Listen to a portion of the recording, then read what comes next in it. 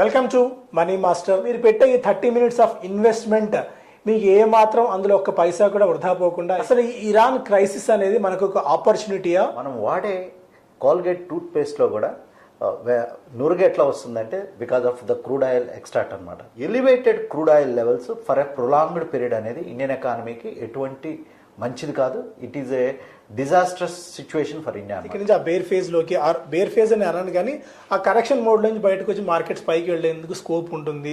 Now it's time for us to jump in అనే situation ఉందా markets లో? అంటే మనం వరల్డ్ జీడీపీతో పోలిస్తే ఆల్మోస్ట్ రెట్టింపు స్థాయి జీడీపీతో మనం వర్కౌట్ చేస్తున్నాం.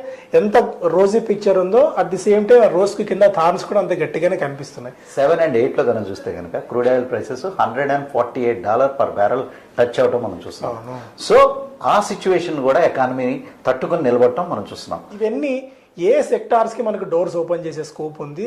స్పెసిఫిక్ స్టాక్స్ అంటే ఆ కమర్షియల్ సెగ్మెంట్ లో ఒలెక్ట్రా కానీ జేబీఎం ఆటో కానీ చాలా స్ట్రాంగ్ గా కనిపిస్తుంది. At same time Ashok Leyland కానీ టాటా మోటార్స్ సివి కానీ ఇంకా ఈ స్పేస్ అంతా క్యాచప్ చేసినట్టు కనిపించట్లేదు. స్టాక్ కనుక చూసినట్లయితే లాస్ట్ 3-4 years లో one of the strong runner. The way the stock has move, మనం అది కూడా దృష్టిలో పెట్టుకోవాలి.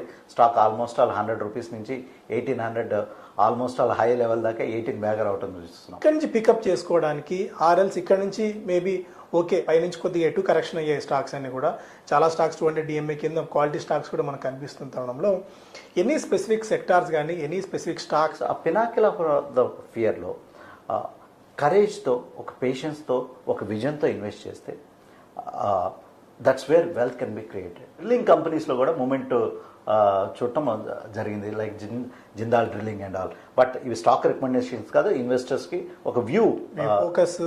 అండ్ కొన్ని సెగ్మెంట్స్లో చాలా స్ట్రాంగ్ హోల్డ్ ఉంది కంపెనీకి.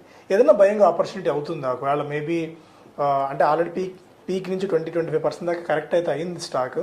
Release around 4 lakh foreign heat యొక్క హీట్ని రిలీజ్ చేస్తుంది. సో దాన్ని తట్టుకునే ప్రిసిషన్ టెక్నాలజీ అనేది చాలా ఇంపార్టెంట్ అనమాట. So this company is one of the very few companies in the world the develop this technology. మాకు కూడా చాలా టైం పట్టింది. What exactly they do.